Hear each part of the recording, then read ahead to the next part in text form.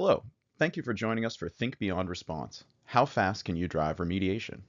My name's Adam Howarth, and I work here at Plixer on the data science and customer success teams, and I'm excited to talk about MTTR today. When we think about network observability and network monitoring, what is really the end goal? We want to have the data and insights and analytic output that we need in order to remediate a problem when it arises in our environment. From a security perspective, that could be some sort of availability attack or confidentiality breach. And in the case of network performance, really all availability attacks, whether maliciously instigated or naturally occurring by some configuration problem, are going to be of interest and require immediate resolution. To begin, I want to focus on some of the metrics that are used in measuring resolution time. A lot of these metrics come back from kind of older manufacturing uptime measurements.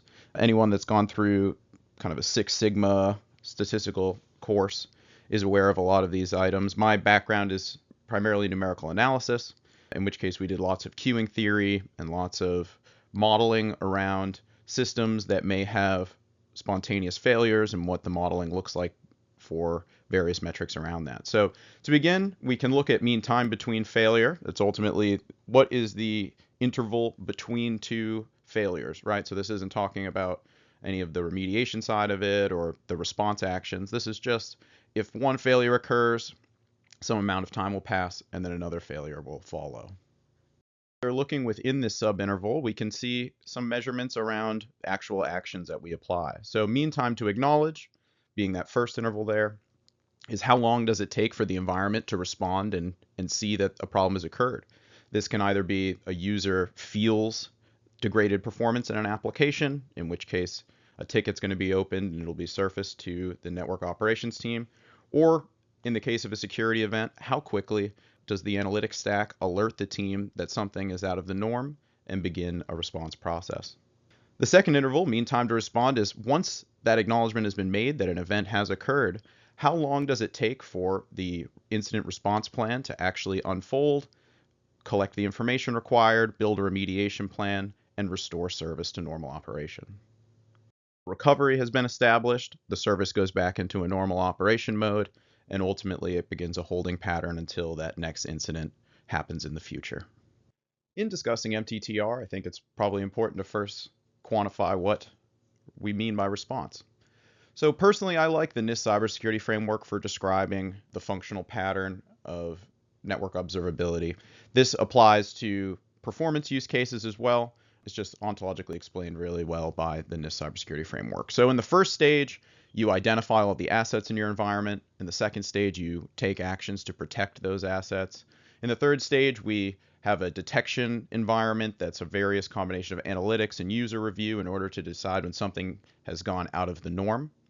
Next, we have response, and then finally recovery.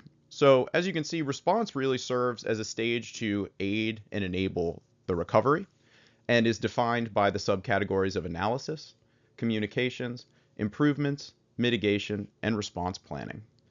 So coming from the Plixer One platform and pivoting on network observability, response is really enabled by having a medium in order to conduct analysis and communicate those ideas between team members during incident response.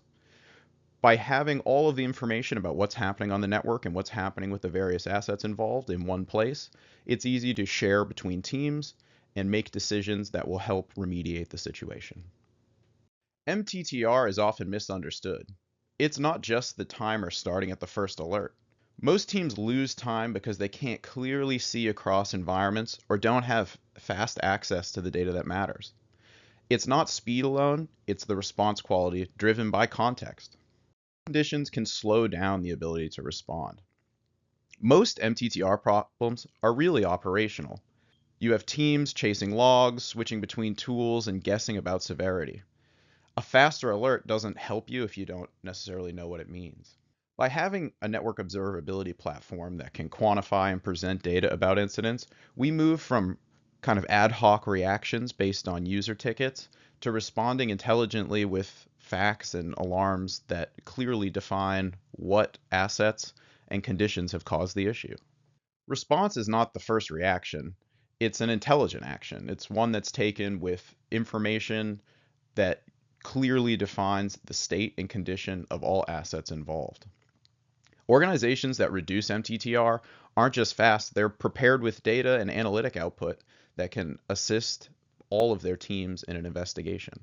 So, what are some of the main components in reducing MTTR?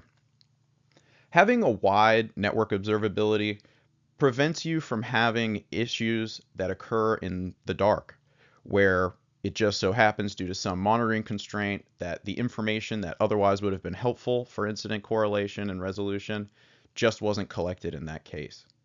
By monitoring all environments, on-prem, remote, cloud, encrypted traffic, non-encrypted traffic, you can gain immediate insight into traffic that's maybe lateral movement, deeper in the network, things that are reaching out to the edge and consuming bandwidth, and ultimately figuring out kind of what's happening and where.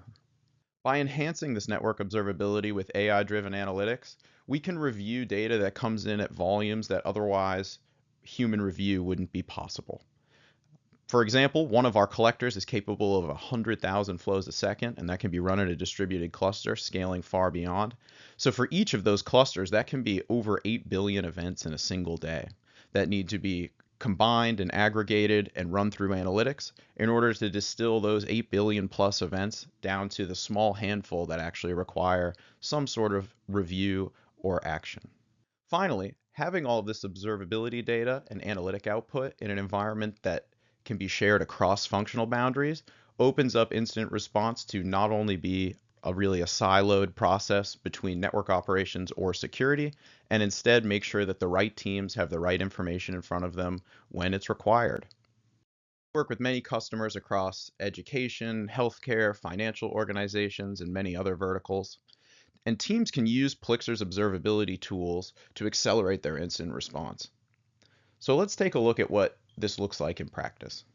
Without great observability data, reactive troubleshooting can really slow all processes down. If there are blind spots in the environment, say between on-prem application access and the cloud, then the response is going to be significantly slower as teams work to patch together evidence from what they had available.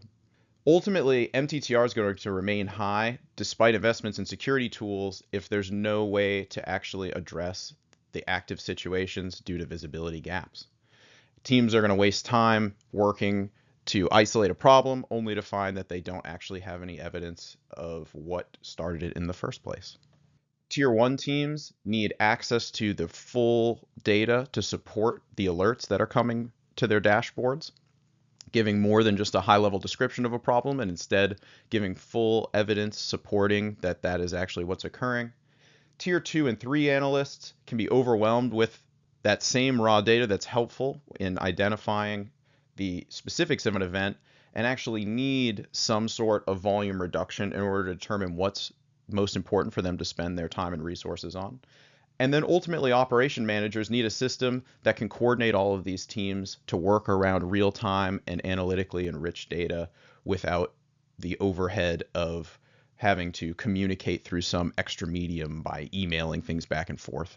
A single platform that can make all this data available and shareable per investigation is ultimately what's going to resolve those operational bottlenecks. These operational problems can be resolved by using Plixer One for centralized observability and defense. Instead of reacting with isolated tools, teams can gain full visibility into all network telemetry, cloud and on premises. Using AI-driven baselining and enriched flow data, the platform can highlight anomalies in behavior and topological differences. Every team member, regardless of tier, now uses a shared dashboard to view alerts, investigate traffic flows, and trace threats in context.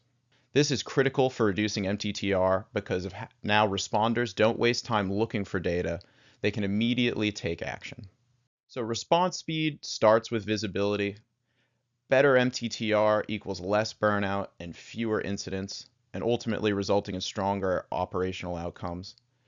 Plixer One can help your team reduce MTTR by over 50% by joining all of these observability characteristics together and allowing teams to share them. Ultimately, this is about more than just a metric. It's about the resilience of your operation. I'd like to remind everyone that we will be at Cisco Live. Cisco Live starts June 8th and runs through the 12th. You can find us at booth 1940, and we look forward to talking to you about how we can address MTTR in your environment through network observability. Thank you for joining us today as we talk about mean time to response, network observability, and the power of the Plixer One platform. Thank you.